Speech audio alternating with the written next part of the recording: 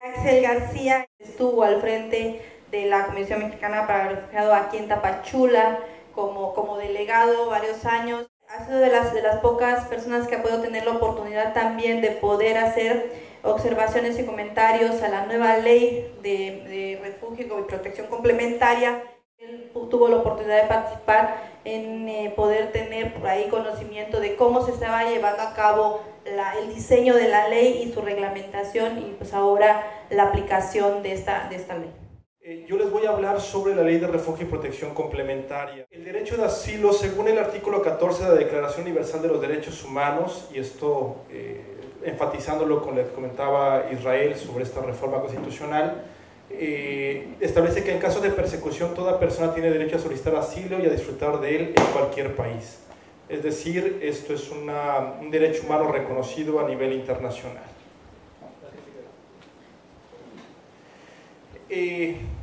Los antecedentes los dejo ahí nada más.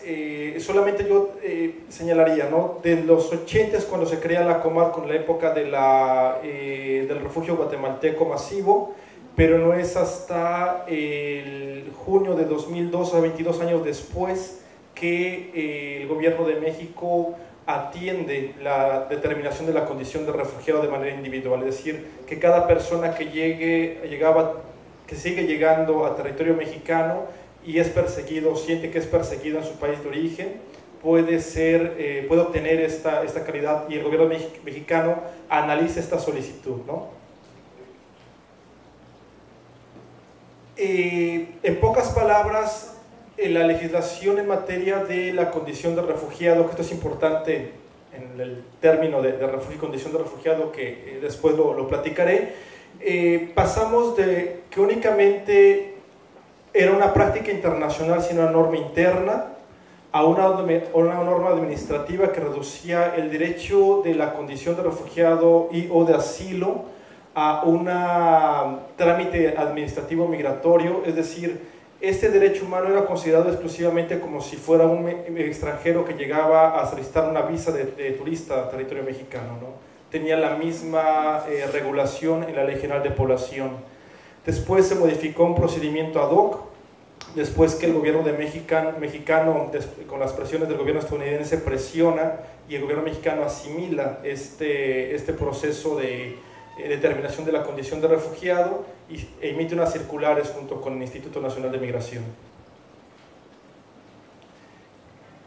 El artículo 11, como bien decía Israel, establece constitucional, esto le da un rango ya de derecho humano a nivel constitucional a este derecho de asilo. Establece que en caso de persecución por motivos de orden político, toda persona tiene derecho de solicitar asilo, y por causas de carácter humanitario tiene derecho a solicitar refugio. Y establece que estos dos derechos serán regulados en sus diferentes leyes. Les dejo aquí nada más un párrafo en donde México se inserta. Hay diferentes, a nivel Latinoamérica, existen estas diferencias de asilo y de refugio. Hay constituciones que lo establecen, que el derecho de asilo y el derecho de refugio está en el mismo nivel, o sea que es exactamente lo mismo, como sinónimo. Hay constituciones que diferencian el asilo territorial y diplomático, y hay constituciones, como el caso de la mexicana, que hacen una diferencia entre el derecho de asilo y el derecho de refugiados. El artículo 15 constitucional también establece este principio de no devolución y esta imposibilidad del Estado mexicano a celebrar convenios o tratados internacionales para extraditar o para deportar a personas que hayan tenido la condición de esclavos en su país de origen, o que sus derechos humanos pueden verse violados, ¿no? Y el artículo 133, que también establece, junto con el artículo primero constitucional, establece la obligación del Estado mexicano a respetar los instrumentos internacionales en materia de refugio y asilo. La ley de refugio y protección complementaria se aprueba el 26 de octubre de 2010, el 9 de diciembre en diputados, después en senadores, y el 26 de enero se promulga, ¿no? Comentarles que tienen este derecho a solicitar la condición de refugiado. Un refugiado, según la Convención sobre el Estatuto de los Refugiados, que fue incorporada en el artículo 13.1 de la Ley de Refugio y Protección Complementaria, es que es todo aquel extranjero que tiene un temor fundado de persecución. La Convención establece 5 motivos y en México se incorpora otro, ¿no? Que es por motivos de raza, religión, nacionalidad, pertenencia a determinado grupo social, opiniones políticas y al género. Y el Estado no quiere o no puede brindarle protección. Un avance que tuvo el reglamento de la Ley de Migración es que define cada uno de estos motivos junto con los otros que ahorita voy a mencionar. También parte de lo que establecía la Declaración de Cartagena, que esta es una declaración creada en la región latinoamericana, que fue generada por los conflictos pues de golpes de Estado que tuvimos en Latinoamérica. En el 84 fue creada esta convención y se crea y se establece esta definición, que es más amplia de lo que vimos en el artículo anterior, que es el instrumento internacional. Este artículo 13.2 de esta ley establece que un refugiado también es aquella persona extranjera cuya vida, seguridad o libertad estén siendo amenazadas por violencia generalizada, agresión extranjera, conflictos internos, violación masiva de los derechos humanos y otras circunstancias que hayan perturbado gravemente el orden público. Y en este último tema me gustaría insistir, porque nosotros desde la pastoral estamos viviendo y recibiendo a cientos de hondureños que están saliendo de su país de origen. Desde la pastoral nosotros insistimos que la consecuencia del golpe de Estado de Honduras ahora la estamos viviendo, porque están saliendo cientos de familias, de niños, niñas, menores, adolescentes no acompañados, y llegan a nuestras casas del migrante, y dentro de esta búsqueda de una mejor vida, en la mayoría de los casos está que salieron por las maras, por persecución de maras, por relación de maras con policías corruptos, porque intentos de reclutamiento forzoso, porque les están cobrando vacunas, o le están cobrando, lo están extorsionando las pandillas o la delincuencia en su país de origen, y no tienen la posibilidad de acudir, bueno, si acuden a la autoridad, no reciben la justicia, ¿no? Lo que pasa aquí en México, en muchas otras, en varios estados y en varios municipios. Entre los principios básicos que sí establece esta ley está el principio de no devolución. ¿Qué es esto? Que cualquier persona, independientemente de su nacionalidad, lo voy a referir en México, pero que también los mexicanos, pues, decenas de mexicanos o cientos de mexicanos que están yendo a Estados Unidos a pedir refugio, es este derecho humano de que si tú eres perseguido y llegas a la frontera de otro país, a un aeropuerto, al centro de migratorio, y pides refugio, la autoridad de ese país tiene la obligación de no regresarte a tu país o al lugar en donde tenías tu residencia en caso de que no tengas nacionalidad, hasta no evaluar y determinar si cumples o no los requisitos para ser reconocido como refugiado. Esto es sumamente importante porque la autoridad migratoria en México tiene la obligación de no deportar a ningún extranjero que pida refugio o que detecte que su vida, seguridad o libertad pueda estarse afectada o verse afectada. También entre los principios básicos está el principio de no discriminación, la no sanción por ingreso irregular. Esto también es importante porque en muchas ocasiones, sobre todo en el caso de los africanos que utilizan se van de polizones en los barcos y llegan a territorio mexicano, a las costas, y no traen documentos, ¿no?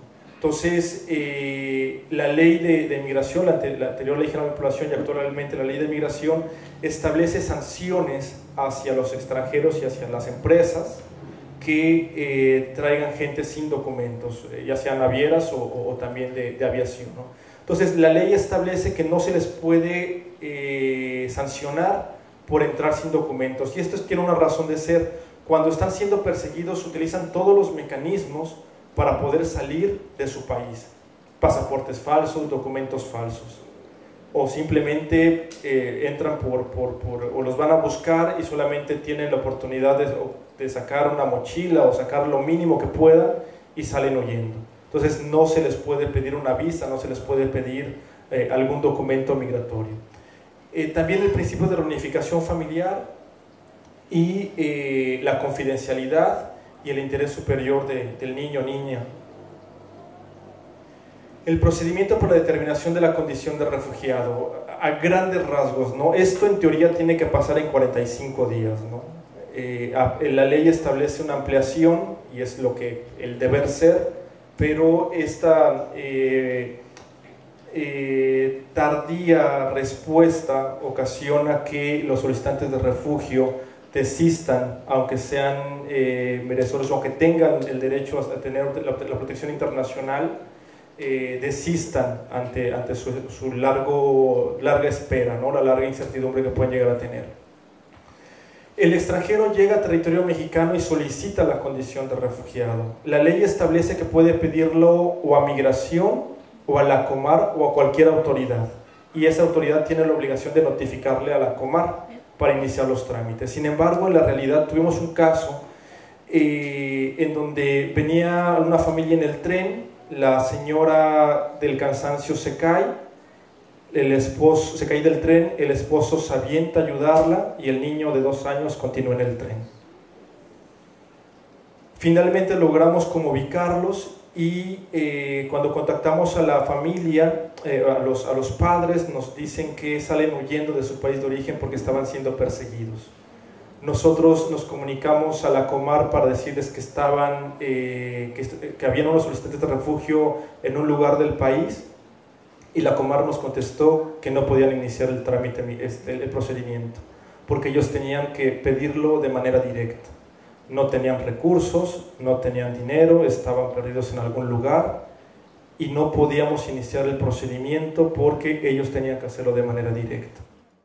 Después de la solicitud viene un registro y un acuerdo de admisión. Aquí hubo un avance porque ya la autoridad, la Comar y la autoridad migratoria emiten estos documentos de identidad temporales, ¿no? Como solicitantes de refugio. Ahora que entre en vigor el reglamento, la ley de migración establece que se les va a dar una visa humanitaria, un documento migratorio humanitario, en tanto se determina su condición de refugiado. Después viene un cuestionario y una constancia, que es esto que les decía. Después viene una entrevista, el análisis y se emite una resolución que puede ser negativa, positiva o se les puede dar la protección complementaria. En caso de una negativa viene una revisión y después viene la resolución. Esto en teoría es un procedimiento que ya se venía haciendo y que venía con la práctica de un procedimiento ad hoc. Uno de los retos principales que en un momento les comentaré es que esto está en evolución en los lugares en donde tiene oficinas la Comar. En Tapachula, en Acayucan, en la Ciudad de México. En todos los demás lugares no hay, las entrevistas se hacen por teléfono, no hay quien los oriente, llegan a los albergues, la responsabilidad le recae a los albergues y a en nuestro caso, agentes de la pastoral. Ya,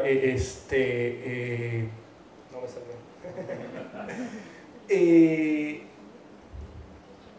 no solamente en los casos en donde está la sociedad civil, donde la sociedad civil interviene. Tuvimos un caso, por ejemplo, en el norte, en donde una señora colombiana con 2 niñas que habían sido perseguidas por las FARC estaba detenida en una estación migratoria en el norte del país. Y el oficial de migración encargado de la estación migratoria condicionaba el acceso a la solicitud a un favor sexual. Y como en esa parte del país no había nadie, no había Comar, no había ACNUR, no había ninguna institución, no había CNDH que pudiera acercarse a la estación migratoria, permaneció 15 días o 20 días en esa estación migratoria con la niña de 2 años. Cuando la mandan a Iztapalapa, llegan momentos en que ella se está golpeando en la cabeza en la pared, ¿no? En su desesperación de una detención. administrativa innecesaria.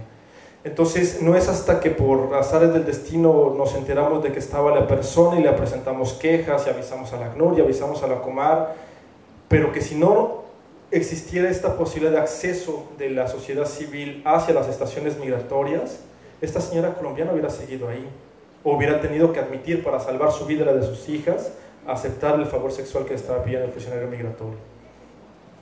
¿Qué es la protección complementaria? Según la ley y su reglamento establece que tendrán protección complementaria para no ser devuelto al territorio del otro país en donde su vida peligre, o en donde existan razones fundadas para creer que estaría en peligro de ser sometido a tortura u otros tratos o penas crueles, inhumanos o degradantes.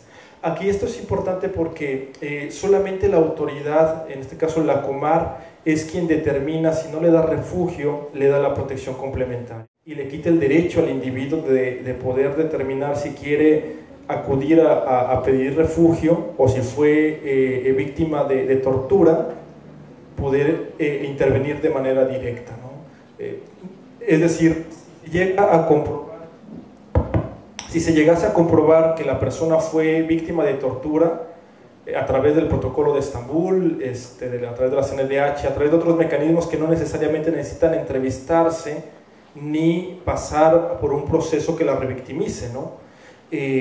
Tendría el derecho, en el deber ser, de poder presentar la solicitud de manera directa, ¿no? Me robo un minutito más.